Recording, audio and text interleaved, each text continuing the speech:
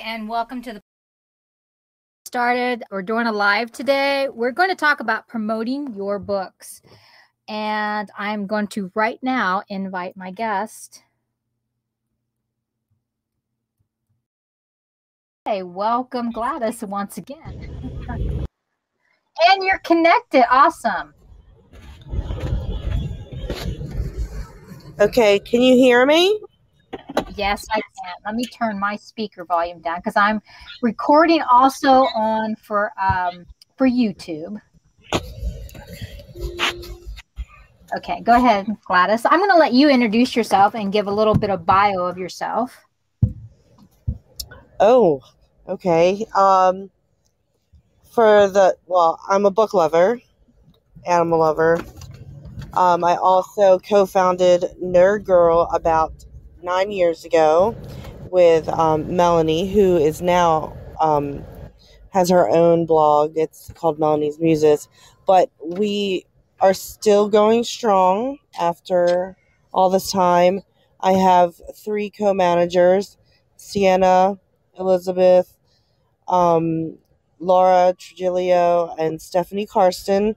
We have a street team that reviews books and helps us with our other services. Nerd Girl has free services, and then I also have paid PA and VA services under Nerdy Book Services.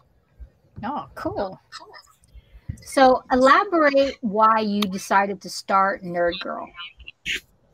Well, I was working for a comic book company, and I went to the Baltimore, not the Baltimore Expo, BEA Book Expo of America, and there were so many bloggers there, and it was like talking to them and figuring it out. I decided that I would start Nerd Girl, and I was talking to my friend Melanie, and we just she wasn't at the BEA with me, but she was home, so we did the blog with a web designer. He did the Twitter and the Facebook, my profile, but Melanie took over and did the fan page. So I worked on Instagram. I still have Tumblr, even though I rarely use it. And, we just loved books. And we would get all these books from publishers and review them. So we just thought we would do it for the indie authors as well. And we work primarily with indie authors, but we do something called Mainstream Madness, where publishers do, I get about, I would say, 10 to 17 books a week from publishers for me to review, and they're advanced reader copies. So we promote them, and we've been going strong for, I think June 1st was our 8-year or 9-year anniversary. I always have trouble remembering if it was 8 or 9 years, because I've been doing it for so long. Right. Kind of just blurs together. But that's how I met you. I met you on Twitter. And let's just give you a congratulations for that one. Hold on. Yeah. And now my sound card won't work again. I'm telling you, that's what this is all about. The more you get into doing the podcast, the more familiar you are with your equipment, at least. Yes. Now I know I have to get a headset. Oh, well, I think hold on a second. Maybe I got it this time. There we go. There's the cheering. Can you hear it? Oh, yeah, they're clapping. Okay, so we got how you started it.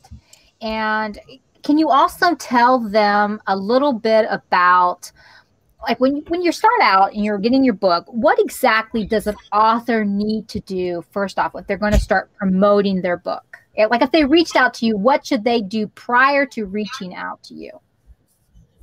Well, with promoting their book, I primarily make sure that they have their book cover, figure out if they've already done a cover review, if they've already reached out to alpha reviewers, beta reviewers, ARC reviewers, because that's what we do. I do have a release package, And I ask that we do at least a minimum of 3 months prior to the release of your book, because there's so many different avenues now, to promote your book. You could do a giveaway for your readers just to announce the title. You can do a cover reveal. There's fan page hops. I'm not, and then there's Facebook group hops, Instagram hops, which I'm not really. I need to get more bookstagrammers, but I'm trying to get into that. There's also the parties. Um, I'm always having a party. There's about, I think I have 4 or 5 release parties this month. Um, we do have a group on Facebook if authors don't have a group, because we've kind of strayed away from doing events on events pages. We do events in groups. So I started the nerd party group with DC Gamble, who's also an author, but she's a cover designer. And then Laura Trujillo also does that with me. And we have a schedule. I think I have like 3 on there for that month. And then Sarah Craddock has a release, but she has a 4-day party, which is like so much fun and so many authors. And then I know there's one more I'm missing. But I always like, the longer the better before your release, because we want to make sure you have graphics. We want to make sure you have you start your promotions, get more people into your groups, because primarily I think Facebook is group based. Right. And even though they're changing things around all the time, which is always a hassle, but you have to like grow with the social media and figure it out. Right, exactly. I agree with that wholeheartedly. So let's say that I have my book done and I've got my cover and I come to you. What would be the first thing that you would, advise me as a new coming author to do before hiring you? Wow, that would be giving away my secrets. Okay, well, I mean, my secrets. Let's put it this way. Let's say, what do I need to get organized for myself that you would need? Like, what would you need from me? I would say get the media kit ready. I do advise that you have a good blurb, because some people have such huge blurbs. There is Stacey Rourke has her own service. She's called the Blurb Doctor. I highly recommend her. I also recommend making sure you give me accurate links. Create a link tree for yourself, so I only have to share one link instead of like a jumble of a whole bunch of, Instagram, social media links. But you also have to make sure you have your Goodreads page done, your BookBub page done, your Amazon page done, and all of them be uniform. Because if you look, sometimes you look and they're not uniform. She'll say one thing in one spot, one thing in another, or he, because I do have 3 male authors on my roster. So, it's things that I would not expect you to have, but when I start with someone, I do a Google search. Right. To make sure everything is in order. I did also create a marketing spreadsheet. I haven't implemented it yet with my authors, but because some of my authors have like 40 books. Sarah Craddock, I'm looking at you. Teresa Song has a lot of books. I'm looking at her too. She has tons of books. Kay Albone has tons of books. I mean, so for me to create, I have like 15 authors. So this is a 4-page spreadsheet. And then I have to put all their information in. Just because things get lost. And I had brain surgery, so I have things get lost in my head. So I had to like kind of retrain my brain to figure out a way. So trying to implement them with each one of my authors is hard, but I'm getting there. So, Well, even having 15 that you're representing, and plus you're also representing it in a way with the larger companies with mainstream authors under their name. I mean, because you're reading and you're reviewing, that's quite a bit to take on. And it so is. I applaud you on that to the extreme. And then also having to retrain your brain. I mean, that's just amazing. Um, I will say that it's been a really hard road since I started Nerd Girl. I've Mhm. had multiple surgeries and 2 heart attacks. Don't Oh, forget those. But they're not regular heart attacks. I didn't have like high cholesterol. It was some of my medicine weakened my heart and it tore. So I did want to do something like SCAD awareness, which is what I had, spontaneous coronary arterial dissection. mhm. But I have too much on my plate right now. I'll just wait. I'd say you have a lot on your plate. You really do. I mean, since I've met you, and let's see, it's been what's it been, about 10, 11 years now? Yes, I've known you before Nerd Girl, Yes. Wow, and you what? had short. Before Nerd Girl?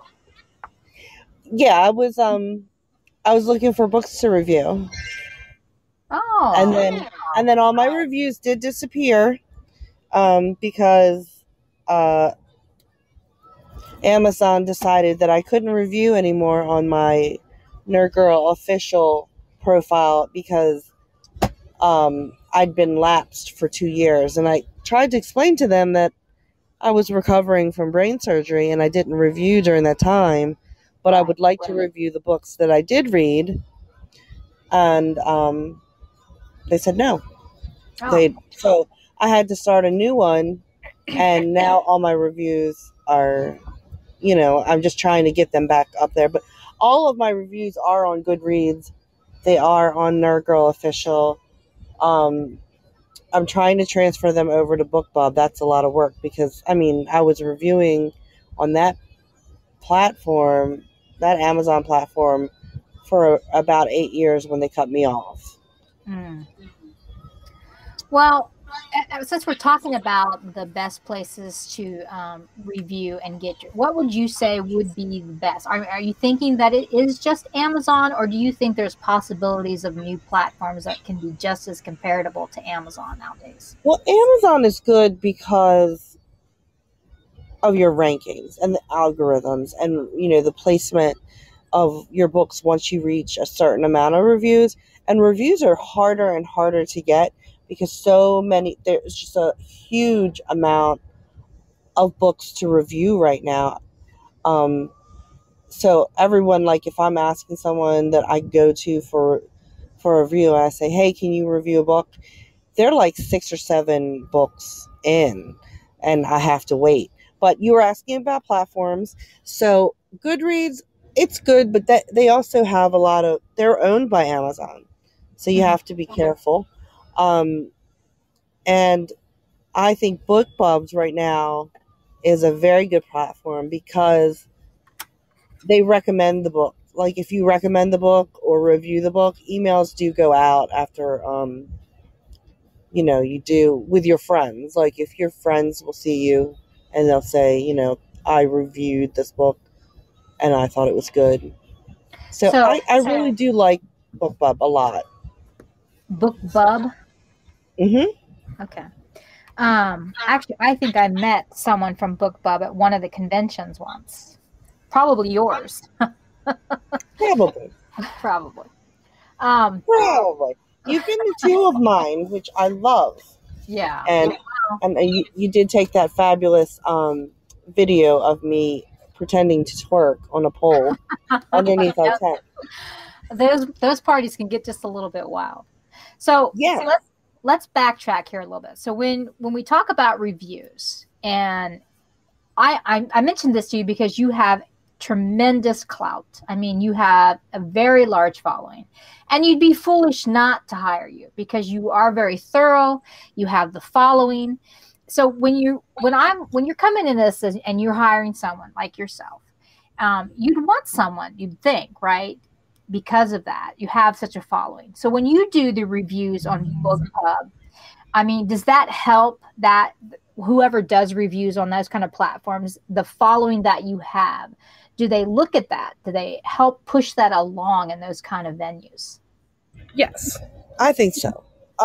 Because even when I do reviews for Mainstream Madness, which is the mainstream, publishers, William Morrow, Random House, I'm drawing a blank. There's like 4 major ones, but and they have their subdivisions.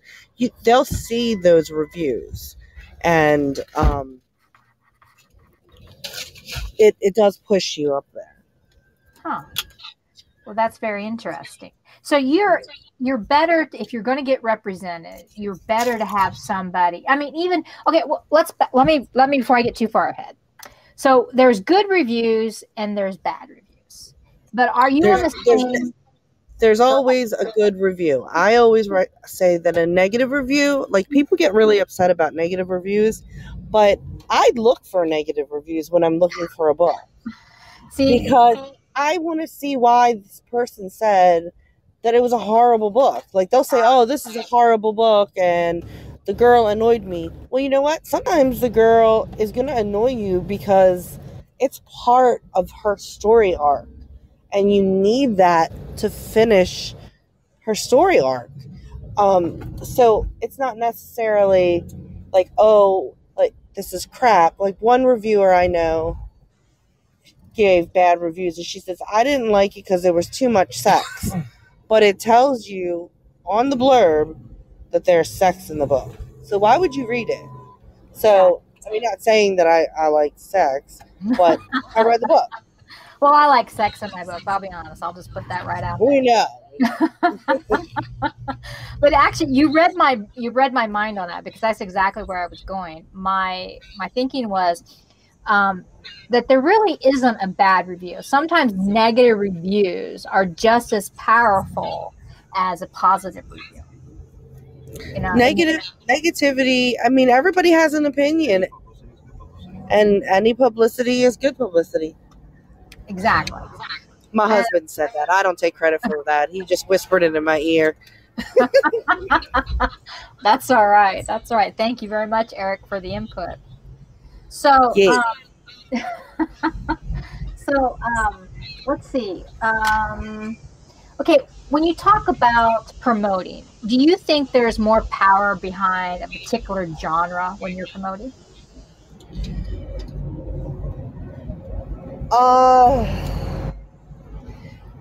Well, I have a spreadsheet. I love spreadsheets. Yeah. It comes from my days as a budget analyst. So I have a spreadsheet. It's sorted like you can do share groups on Facebook. So right. It's sorted by, urban fantasy, paranormal romance, high fantasy, horror. I did have one contemporary author, but I also have an author that has multiple genres. Right. I specialize in high fantasy, young adult fantasy, new adult fantasy. So, it kind of, I cater my sharing and my social media and the people that I follow who I want them to refollow me back to the genres that I promote. I wouldn't turn away a contemporary author, but I would tell them honestly that, because I have a huge urban fantasy, paranormal fantasy, high fantasy clientele list, I would have to really research, what they're doing, what I'm doing for them. So, I mean, I've turned away people because I didn't feel that I could promote them. Right. Just based on a preferred genre, or just because you haven't had expertise in those areas? What was the last part? When we were talking about genres, like if you preferred a particular genre if it was more powerful or easier to promote, or was a stronger genre to promote. So you're saying that you would probably maybe turn away some genres that you don't have as much expertise in? I would. You would? There's some authors that I've turned away. I've turned up some authors away because I'm full right now. Well, not right now. I do have space for 2 more authors, but um, it all also depends on the level of what they need. Like, if it was a contemporary anthology, I would take it because there's structure to what they need. Like, they need book club recommendations, they need newsletter swaps, they need promotion in certain groups, so it's more scheduled for them. If they wanted my full package, which is like PR services, um, I don't know if I could do it, because like the comic book industry, even though it's not like in full force right now because of the COVID pandemic, once it comes back in full swing, maybe I'll travel, maybe I won't, I don't know. And that was one of my major things, was going to comic book conventions and promoting my authors there. Right. That's okay. So that brings up a very interesting question. With COVID, have you seen a difference in promotions via how it used to be prior to COVID?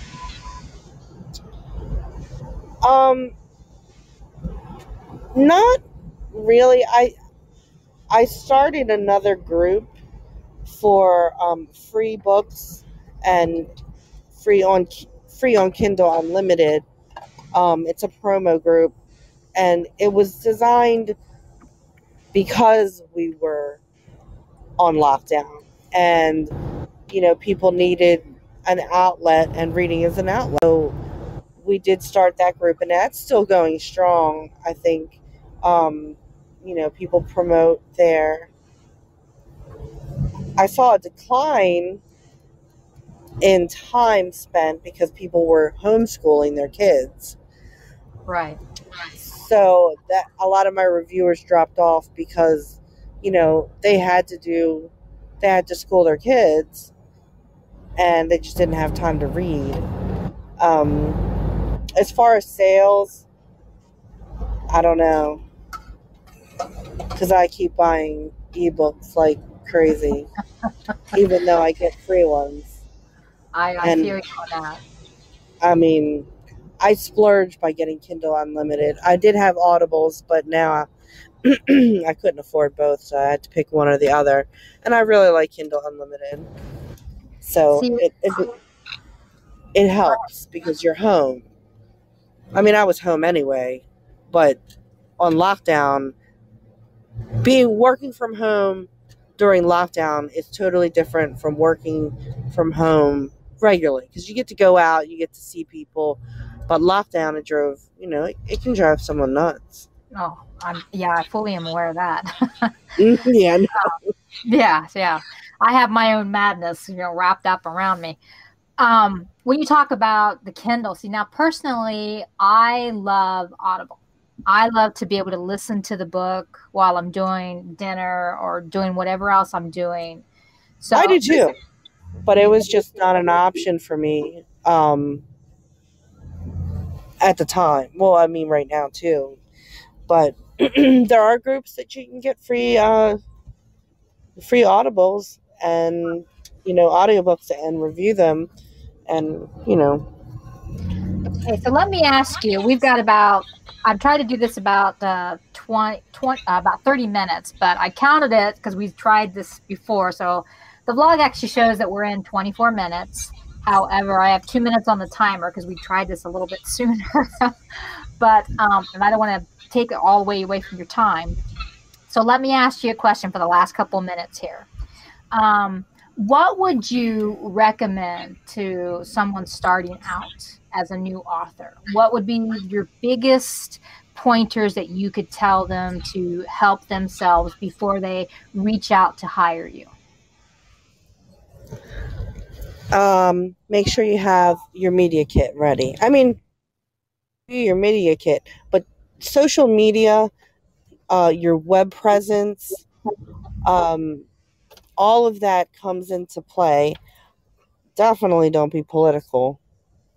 Um, but I say that, I mean, some people are very political, but some people, aren't. And a lot of people, dropped off because of their political standings. Um, but I totally recommend making sure their media presence and their web presence, which is kind of one and the same, um, is accurate. And like, if your name, like, I have the Nerd Girl official on Instagram, and it's Nerd Girl on Facebook, and it's nerd underscore nerd underscore ng. And the reason why is because those names were taken. But if you can try to make all your social media the same thing, like I'm writing, so I'm trying to do all Atwell on my social media for my author pages. It's a little hard because some of them won't accept it. Someone already has the name, but just try your best to keep it the same across. So basically you're saying consistency. Yes. Okay. And so not only are you trying to represent authors, but you're also now venturing into the writing field yourself? I've been writing slowly for about the last 5 years, and then I dropped off during my recovery period. But I can't remember what I wrote before, so like I'm reading it with new eyes, so it's kind of better. So my young adult fantasy is now a horror fantasy. Because one of my meds gave me night terrors, and I took my night terrors and I just started writing about them. So it's slow because I do work with authors a lot, and then I also promote my husband's production company. So it's kind of, I'm all over the place. Well, wow. And Eris, of course, was homeschooled, so. It sounds like a very creative household. It is. It's, if you ever come to my house and you sit in the living room, it's like all the books and records that anybody could probably ever want, and then all the instruments downstairs, and then my daughter's upstairs singing because she's doing an EP. My husband's producing it, so it's like, very impressive. So we're on our last couple of minutes. So what is the final thing you would like people to know about you, or what you would like them to know before you hire you? Something, you know what I mean? Something poignant that you want them to take with you when they look your name up for their next hire. I'm crazy. Absolutely nuts. I'm a goofball, so you just have to be prepared for me being goofy. But you know that because you've known me for a long time, and we've been in each other's presence 2 times for multiple days, and I'm just nuts. And I call your husband my llama daddy. So they just have to know that I'm fun. I mean, I'm serious when I need to be, but I'm fun. And I'm also like, a lot of authors reiterate, oh, this is a secret. I have so many secrets in my noggin, I forgot the secret. So just, I also offer to sign non-disclosure agreements. Some authors, they'd say that, oh, I don't need that, I trust you. But some authors, I do say, hey, you know what, we should sign a non-disclosure agreement. So I'm serious when I need to be, but I'm also a big major goofball. Well, you've always our timer. Yeah, a little bit, but you've always impressed me, and so that's one of the reasons I wanted you to have you first live on the air with me, because you're very impressive. You have a presence, and you have a tremendous following that I don't think a lot of people realize when they're looking for somebody. And I've always steered them in your direction if I could possibly can. But you have a very tremendous following, you have a great presence, and not just with regular indie authors, but with the media itself. So, like I said, I thank you so much for being on the air with me today, and I really appreciate all the advice and the information you have passed along with us today. Thank you for having me. You're most welcome. Well, we're going to end our broadcast today. I thank you guys for listening. Stay tuned especially to next month, when we're going to have a lot of free books going on. We're going to have a Christmas in July. Thank you again for listening. Have a great day, everybody.